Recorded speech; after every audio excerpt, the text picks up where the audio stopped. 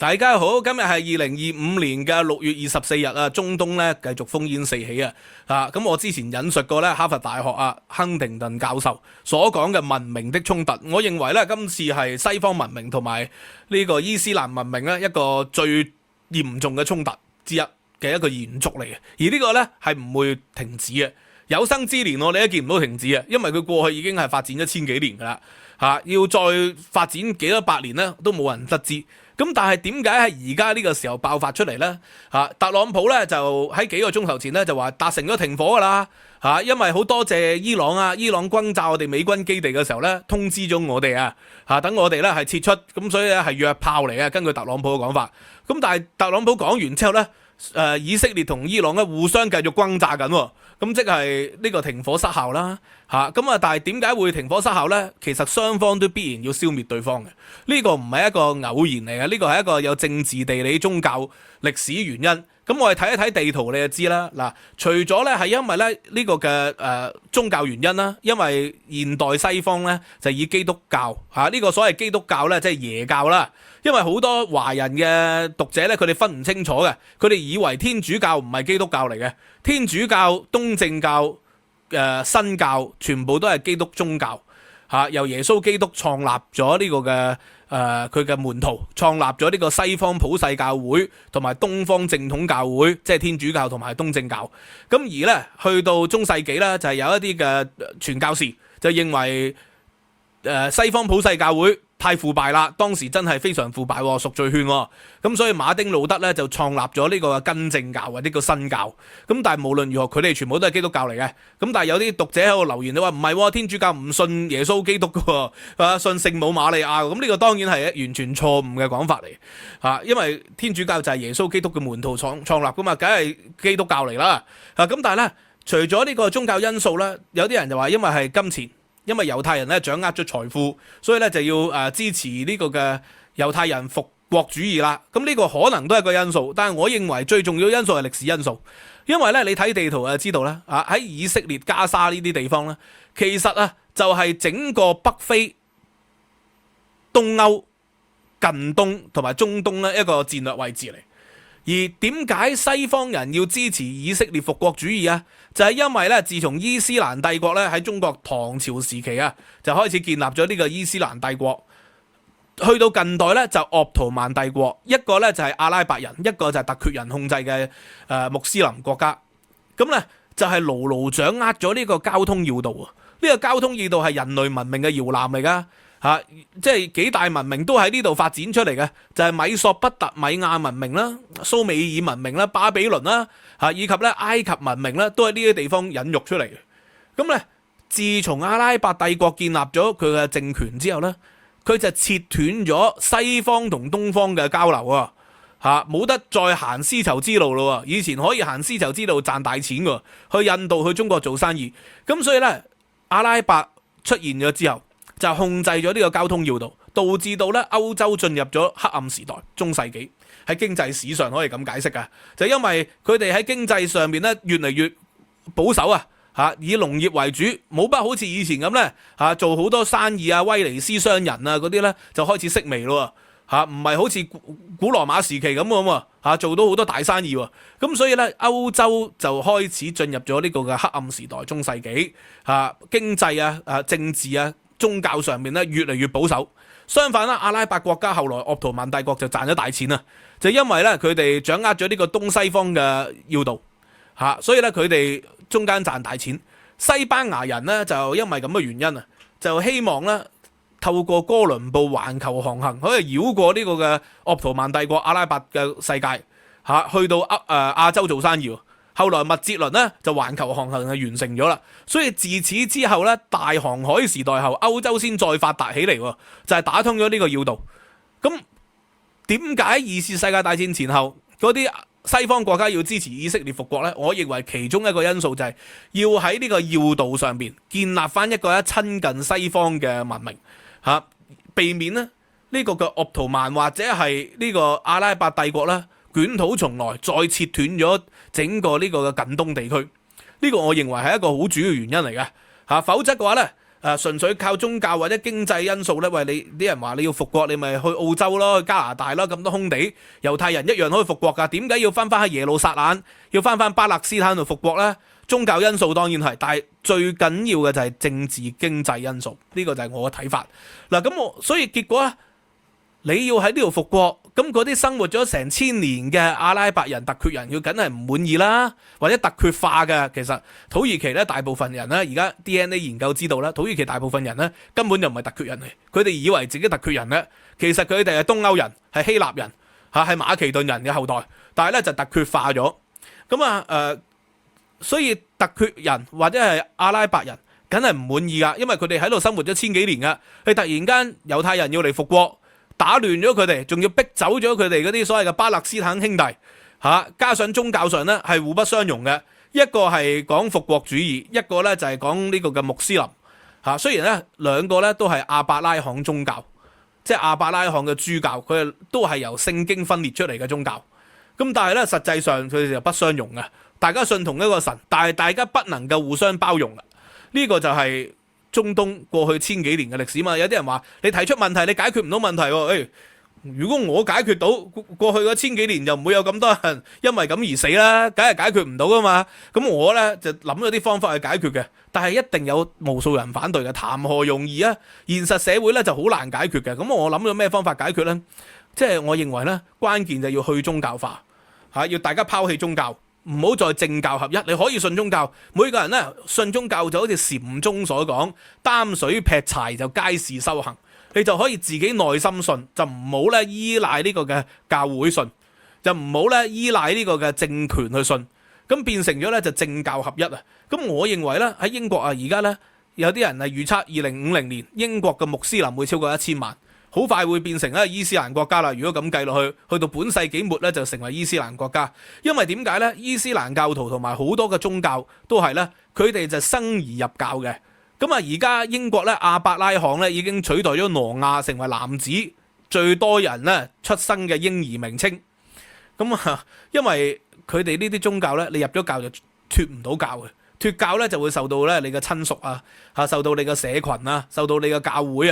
有啲國家就有伊斯蘭律法會抵制你，永世脫唔到教喎，世代都入教嘅喎。歐洲咧其實咧以前都係政教合一嘅，去到近代咧先至政教分離如果有讀英國歷史就知啦，去到呢個嘅宗教改革，去到亨利8世先至用聖公會 Church of England 英國國教成為咗取代呢個天主教，慢慢咧宗教嘅因素先會減退，但係都未完嘅。後來無數嘅戰爭都係因為宗教呢個嘅伊麗莎白一世阿瑪麗女王或者詹姆士一世都係因為宗教咧打嚟打去，結果咧要政教分離咧，到今天英國完全都未做到嘅。英國咧而家 Church of England 咧英國國教嘅大主教仲係坐喺上議院，英國嘅國歌咧 God Save the Queen 或者 God Save the King 咧，都仲係講緊宗教噶嘛，所以我嘅主張咧就要禁止，應該要立法禁止父母向18歲以下人士咧係強迫佢接受宗教信仰而且係違反教義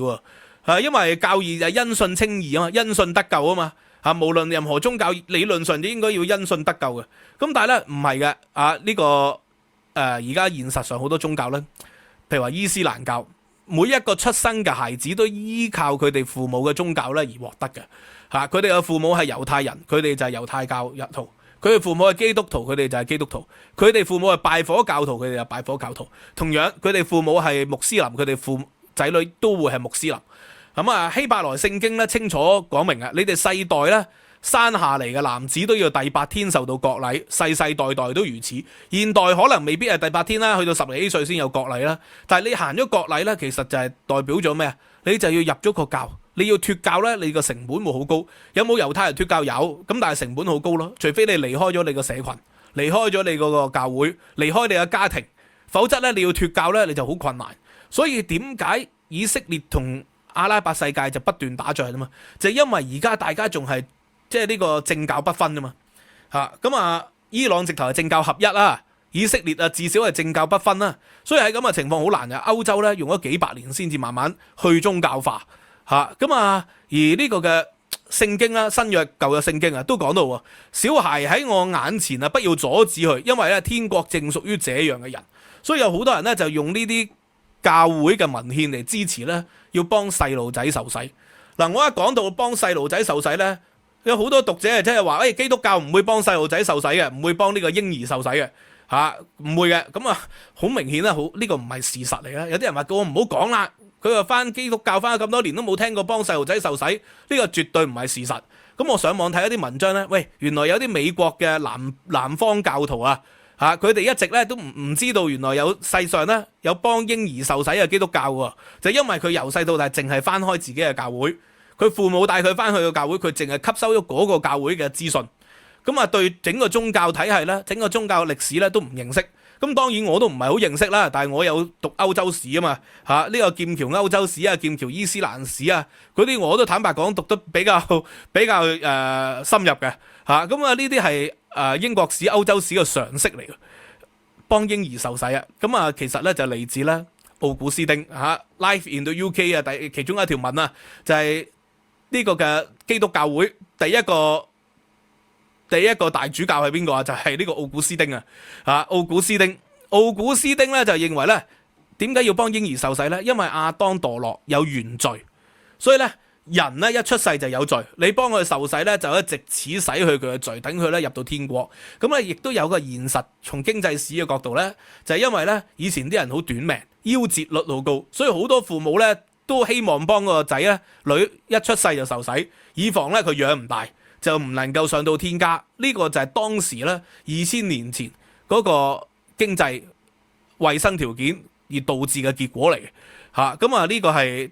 所以咧就慢慢變成咗宗教越嚟越壯大啦。就因為所有人一出世就一定要入教啊嘛。咁呢個梗係做唔到政教分離啦。而教會梗係樂見咁樣嘅，因為只要越多人信教咧，佢哋嘅經濟實力、政治實力先會越強大啊嘛。對呢個嘅即係政權啊，人民嘅控制先更加強烈。咁但係咧，亦都有唔少神學家係反對喎。喺公元418年啦，迦太基地區有主教咧已經反對嘅，因為呢個同聖經咧講法係唔同嘅。聖經係因信稱義噶嘛，你係要受洗咧，係要獲得呢個嘅信仰先得嘅。咁但係咧，當時就有好多人啊，就即刻撲出嚟就講喺整個中世紀都係咁嘅。佢就咧嬰兒一出生咧應該要受領洗嘅，因為魔鬼咧先至會延遲佢受洗，所以咧就視唔同意見嘅人啊為魔鬼。呢個就係耶教一個好主流嘅做法啦，就係將反對嘅意見咧全部列為係異端，全部列為係敵基督。咁所以咧，當時其實有唔少神學家認為幫小朋友、幫出生嘅嬰兒受洗係唔符合教義嘅，但係呢個係抵觸咗整個教會嘅利益噶嘛。咁啊去到東正教又係嗱，即係有好多華人嘅讀者係搞唔清楚啦。東正教叫東方正統教，天主教就叫西方普世教，而香港人所講嘅基督教咧，其實就係咧由呢個嘅天主教分裂出嚟嘅根正教或者叫新教。其實佢哋呢三個宗教咧都係即係原一嘅，就係由呢個嘅西方普世教會天主教咧就係由耶穌基督嘅門徒所創立噶嘛。咁所以有啲人話天主教唔係基督教，天主教唔信耶穌基督，信聖母，嗰啲講法完全係錯誤嘅。天主教先至本來喺歷史發展上面係唯一嘅基督教，後來咧就變成咗有東正教同天主教，最後咧就係馬丁路德宗教改革嘅時候咧再分裂咗出嚟，變成咗呢個新教。呢個就係基督教嘅發展史啊嘛。呢個歐洲史嚟嘅，讀大學 Year One 應該要熟悉嘅。咁但係咧去到而家啦，即係到底有冇基督教係即係所謂新教啦，係幫嬰兒受洗咧？仲有大量，至少喺英國咧仲係主流。英國兩大國教，一個咧就係 Church of England 咧就係聖公會，呢個 Church of Scotland 咧就係呢個長老會。兩大嘅英國國教咧都係會幫嬰兒出世咧係受洗嘅。咁啊，但係即刻有啲人話喂，嗰啲係祝福禮嚟嘅，唔係受洗嚟嘅。咁當然唔係啦。你睇翻英文咧，你見到啦，聖公會同埋長老會咧都係用受洗 baptisms，呢個係用受洗呢個字嘅，唔係用祝福嘅。咁啊，其實個原因係乜嘢咧？就係因為咧當年咧根正教或者個新教第一次咧分裂出嚟喺天主教，其實就係呢個嘅信義宗，即係路德會就馬丁路德啊嘛。咁咧佢本身咧都係天主教裏邊嘅神父嚟噶嘛，所以佢係維持咗天主教嘅一個出世而受洗、嬰兒受洗嘅傳統。咁去到而家咧，呢個循道宗、改革宗、信義宗、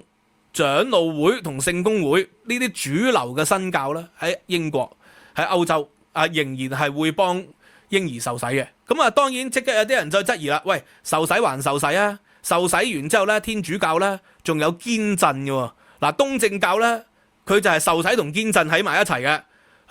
咁但係天主教咧就要去到某一個年紀，可能咧 teenagers 嘅時候，先至會幫佢堅振。堅振咧 confirmation 就即係再次確認佢嘅信仰。你經過 confirmation 之後咧，先完整成為一個教徒。咁呢個好一啲，呢個咧嗰個程序上好一啲，即係起碼有決定繼唔繼續信。呢個就已經經歷過幾百年嚟先可以做到政教分離，但係咧都係唔完美喎，因為佢始終咧 confirmation 都係青少年，而且佢由細到大咧係返咗教會，佢有獨立思考批判能力咧，嗰個已經係薄弱咗咁所以比伊斯蘭教好一啲。伊斯蘭咧就不能脫教，猶太教脫教成本好高，天主教同埋即係新教咧佢可以脫教，但係正如頭先所講，你嗰個社群，你嗰個社區，你嘅家庭都係嗰個宗教咧，你要脫離佢咧，你就會有一定嘅代價咁所以如果要立法咧，就應該一視同仁，即係18歲以前咧，你可以傳教宗教知識，但係就唔應該有呢啲聖禮就唔應該有呢個嘅宗教嘅儀式俾佢哋，否則咧佢哋自幼潛移默化，佢哋就冇辦法咧知道邊一個宗教先至係因信稱義喎，因為最後係要有講獨立意志 free will 啊嘛你就係梗係要食個蘋果、香蕉、士多啤梨、橙，你最後咧先知道榴蓮然後先係你最中意嘅嘢嚟嘅，咁呢個先至叫因信稱義啊嘛如果唔係嘅，你由細到大淨係接觸一支教派，你自然就會覺得嗰支教派講嘅嘢係最有道理嘅，你再接觸其他教派嘅時候咧，你就會有抗拒性喎呢個就唔係真正嘅因信稱義喎咁福音派咧喺呢個嘅美國或者而家嘅美國嘅新教咧新左派咧，佢哋都係反對幫嬰兒受洗嘅，譬如話浸信會北美洲嘅福音派兄弟會或者係自由教會呢啲左派咧就係反對嘅，因為左派或者係福音派，北美嘅福音派尤其是係更加強調咧就係信仰係要由心而發嘅，就唔應該咧係由父母或者由其他人去代替嘅。咁呢一點咧就係清楚啦。咁但係當然我唔係講教義，我講歷史發展嘅啫馬丁路德咧個歷史發展咧，你就知道啦。我之前講過啦，馬丁路德都有好強烈嘅反猶太傳統嘅佢喺大答文裏邊咧列舉咗呢個上帝命令聖約嘅普遍性受洗點解要重要就係要幫兒童受洗。其實咧即使去到14歲要經過 confirmation都係一個天主教咧嗰個儀式。咁但係始終14歲你 confirmation 堅振之前，你一直都係接觸單一宗教思想咧，你要脫離嘅機會率咧相對就會較低咗。咁但係都好過啦，即係比起猶太教，比起伊斯蘭教都係好嘅，都起碼可以脫教先佢都有一定嘅自由意志。咁Church of England 咧明確表明今天幼兒受洗啦，流傳教會係符合基督創立本教嘅本意嘅，呢個講得好清楚嘅。咁即使喺香港咧，仍然有唔少教會咧係會幫嬰兒受洗嘅。後邊有冇堅振咧？呢個就唔同教會有唔同嘅做法啦。但係即係有人即刻留言，喂，你講唔出邊一個教會你就唔好講。咁我當然講得出邊個教會啦。今日已經介紹咗好多個，佢哋咧教會裏邊咧仲有好多堅振嘅事宜聖事、聖洗、堅振同埋聖體。咁咧你要 confirmation 咧先至可以入到去，呢個就係天主教嘅普遍做法。咁但係嬰兒教會咧喺香港咧至少呢個嘅聖公會咧仍然係非常之普遍喎。信義宗亦都係咁樣喎咁衛理宗亦都係咁樣喎。咁所以香港佢哋受英國影響當然大啦。英國作為國教呢個嘅聖公會梗係犀利嘅。咁所以我就有提出嘅意見點可以令到宗教嘅衝突會減少，政教分離就必然嘅。而政教分離嘅一個關鍵因素就係要減少兒童係進入咗呢個宗教令到佢哋唔能夠脫教嘅機會率咧，即係要控制。咁啊，否則嘅話咧，你只會越嚟越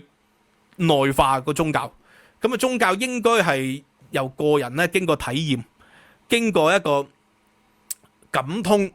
經過研習先獲得噶嘛。但係大部分教徒未必係咁樣啦，佢哋可能真係世代信教或者係一開始接觸咗某一個單一嘅教會，所吸收嘅知識淨係單一教會嘅知識，咁啊唔係因研究而得知嘅反而係信而不知嘅。咁呢個就係宗教衝突嘅其中一個好重要嘅原因，就係信而不知者迷咁啊就講到呢度啦。咁啊希望大家有一定嘅想法啦，你有想法就可以留言話俾我知，好嘛？咁講到呢度，希望大家去 join YouTube Members 同埋呢個 Patreon支持我哋嘅研究，咁知識有價，拜拜。